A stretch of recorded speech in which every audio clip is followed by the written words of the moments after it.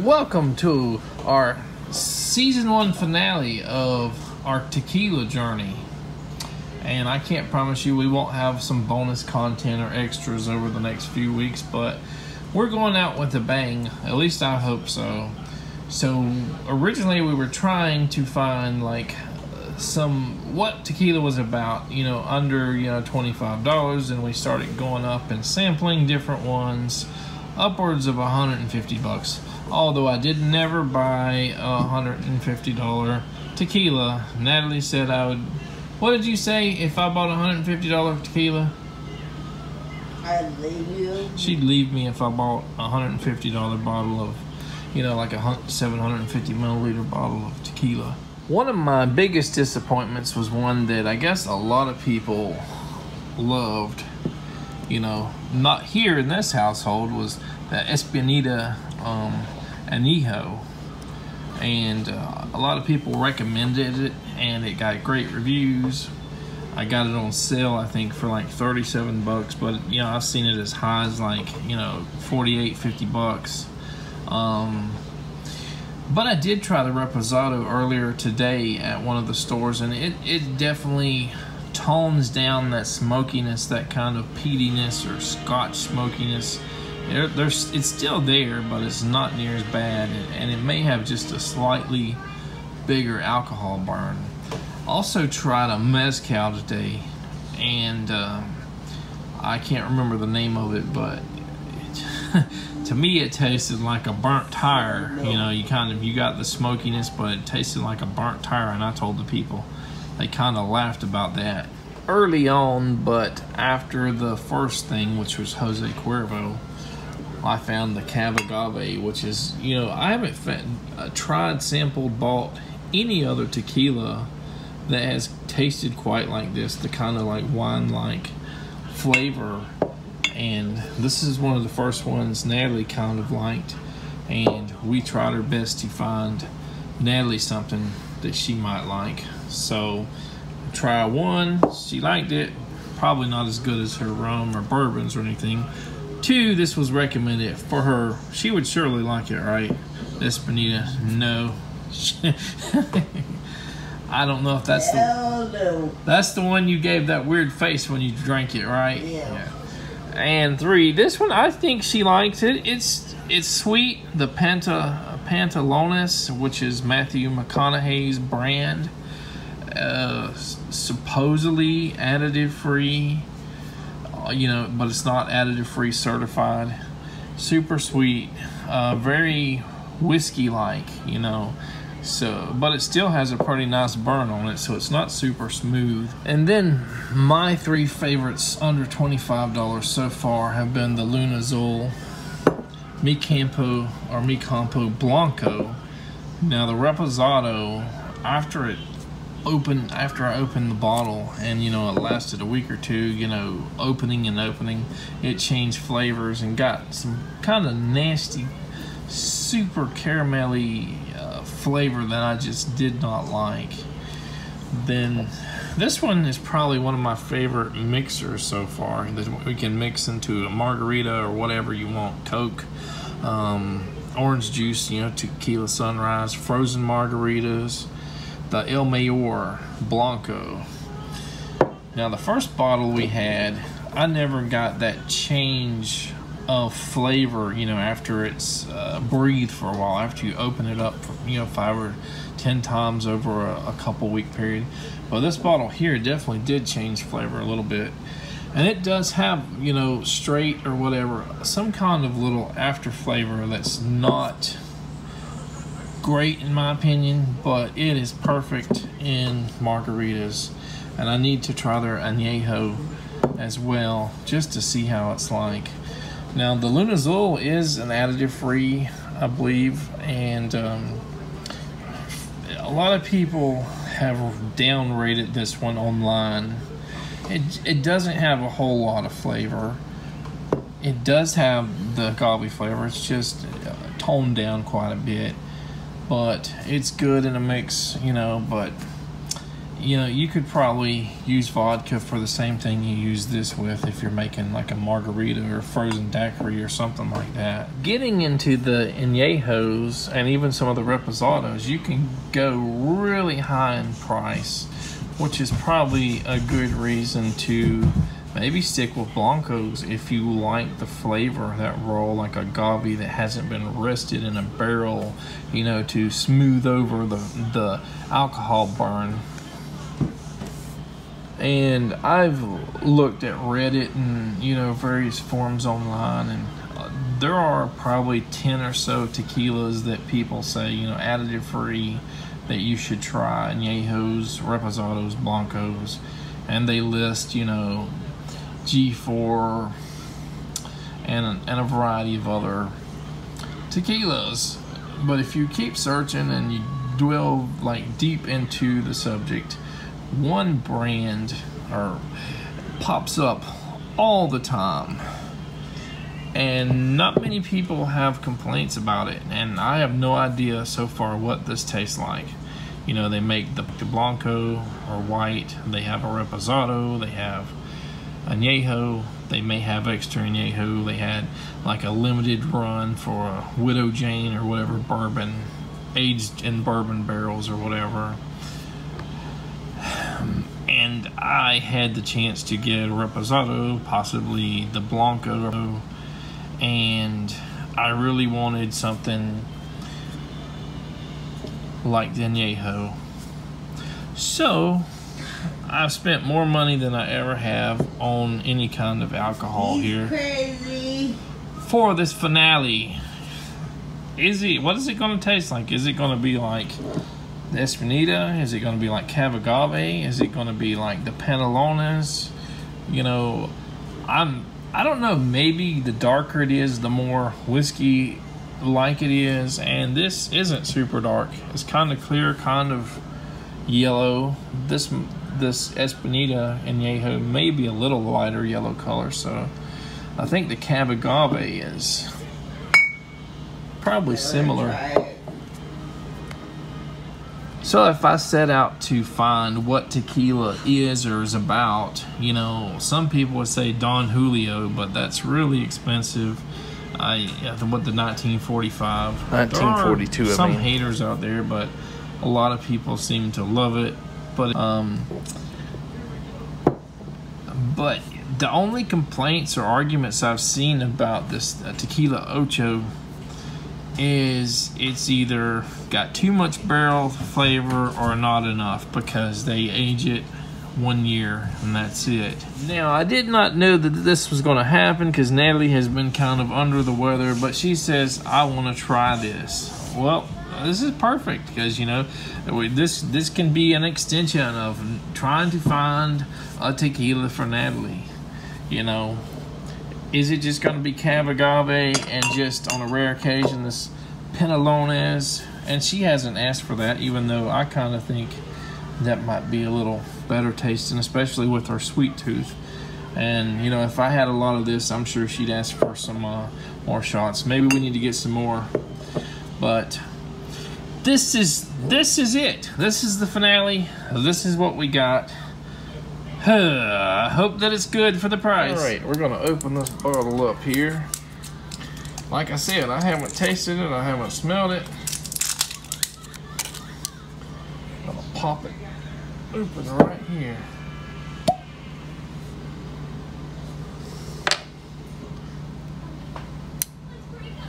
Smells like tequila, kind of a mild tequila. All right, this is Natalie's pour, so I'm just gonna put a little tiny bit there, just in case she really doesn't like it. This has a lot of that smokiness to it, like the Espinita, so let's hope that it doesn't taste like that, but it might. Smell it. I know you're probably not gonna like the smell because it smells like that Espinita. Do you smell any chocolate caramel or anything in it? Or did I not coat enough in here?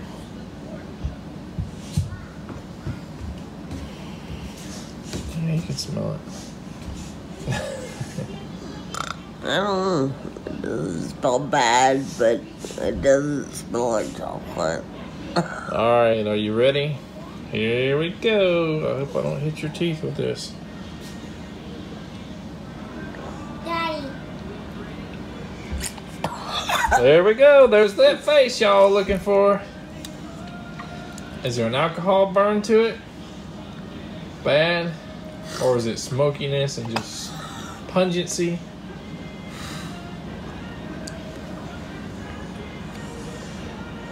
It wasn't as bad as I thought. Like,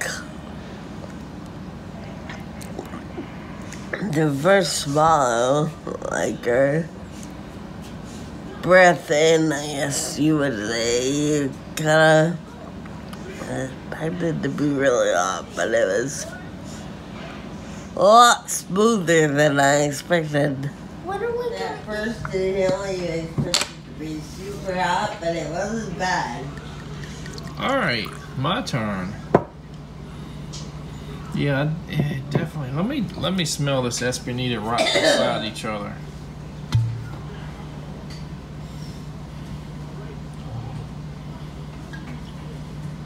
The Espinita kind of has toned down the smell since I've had it, you know, whether a few weeks or month or whatever.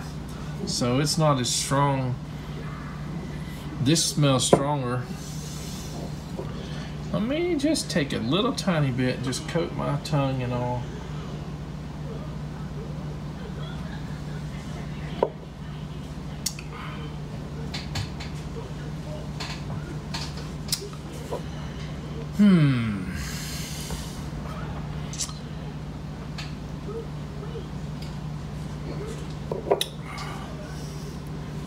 It was alright. Woo!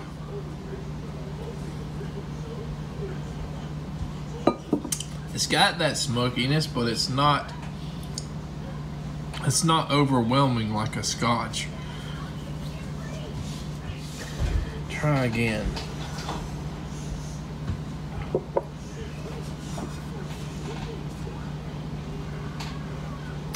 Definitely get a pretty strong, like that caramelly taste and all you seem to get with like añejos and reposados in there. So let me compare this Espinita añejo just a little bit side by side. Cream on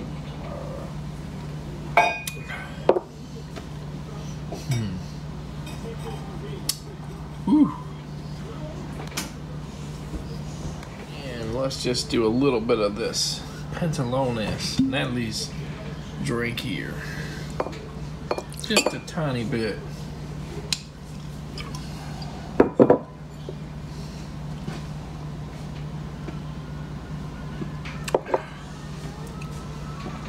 Yeah, that's more like whiskey, and I would say these are kind of similar, kind of going for a similar thing. One more. So I kind of got the idea that maybe this should have been smoother, but it definitely has a little bit of alcohol burn to it. Whew.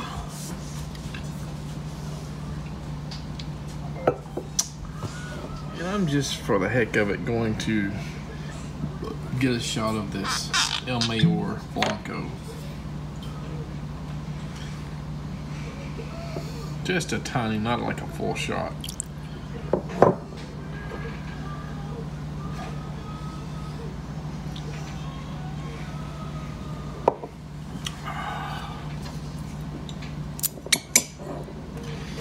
When you try this first, this definitely tastes much different. If you try this first, you get kind of like the flavor of this. That definitely changes the way you experience things, which is probably why it's not a good reason to try like a bunch of whiskeys at one time. Maybe 2 or 3 small shots, but you keep trying them and sampling them, then everything kind of blends together. You might get some little differences, but you're probably not gonna figure out which one is the best after the, you know, 3rd one or so. So these Ocho Añejos are aged in well used, I guess, ex-whiskey or American whiskey or bourbon barrels or something, but they really do not have any of that bourbon flavor. You know, so I'm assuming that these barrels have been used multiple times for different, you know, products before this tequila ever, you know, touches the barrel. As for me, I think for the most part I'm done with going for those añejos. Now, if somebody wants to sample it, you know, for free, you know, to me at a store or whatever, I'll give it a shot and see what, you know, what I think about it. But very rarely, only on like 3 occasions have I found something that's kind of in that kind of bourbon or whiskey flavor profile, which I like. But going with the reposados and the añejos, you know, you have a bunch of different flavors, and not all of them I like. That caramel flavor in these guys, I really don't like that, which is why I kind of sort of like blancos. And I think, you know, these guys are cheaper anyway, so even if they're not really made to be smooth sippers, there are some out there like the Lunazul and the Mi Campo, and I'm sure when you go into some of the more expensive ones, the G4s and stuff like that, you can get something that doesn't have the worst alcohol burn, you know, while you're sipping it or taking shots. But also, hey, you can use this to mix and it's just fine. I've also learned that Natalie likes stuff really sweet now, way sweeter than I thought she would like. And this testing or whatever was probably going to be the Suavecito, I don't know if I'm pronouncing that right, Suavecito Anejo, which has agave nectar added. But pretty much every review, every Reddit thread I read about it, people said they're just covering up terrible tequila with sugar, you know, agave nectar, agave syrup. And you know, you would get 2 people that say they liked it and 20 or 30 people that say they hated it, and that, you know, it's only, you know, $55 or whatever, that high price, because it's one of only a few, I guess, tequilas that add that sweetener to it. So it's kind of a, I don't know, niche market, I don't know. Although I've said before that, you know, we may not ever get the answer of what tequila is supposed to be about, especially with all these different flavors and price points, and you know, blancos, cristalinos, añejos, extra añejos, different whiskey barrels they use, or barrel aging wine barrels, and different lengths of time, and different additives and everything that make a tequila taste different from another tequila. Sometimes there's just, like that Suavecito, it seems like that's not what tequila is about, because pretty much everybody hates it. And Jose Cuervo is only popular because it's a mainstream product that everybody knows, and for whatever reason, you know, it could have been anything. You know, El Mayor could have had that tequila, you know, 30 years ago, 40 years ago, whatever, that it just hit the mass market, and that's what everybody thought of when they bought their bottle of tequila, walked into a Publix or a liquor store. Oh, we got to have that. And I guess true tequila connoisseurs, or anybody that does a little bit of research, realizes that that's not the case. Although we're not answering that, this right here is what a lot of people think of as a true or good tequila. And I guess a lot of people think of that one, the Espinita, as a true, good, you know, artisan tequila. So I'll have one last sip of this Ocho. And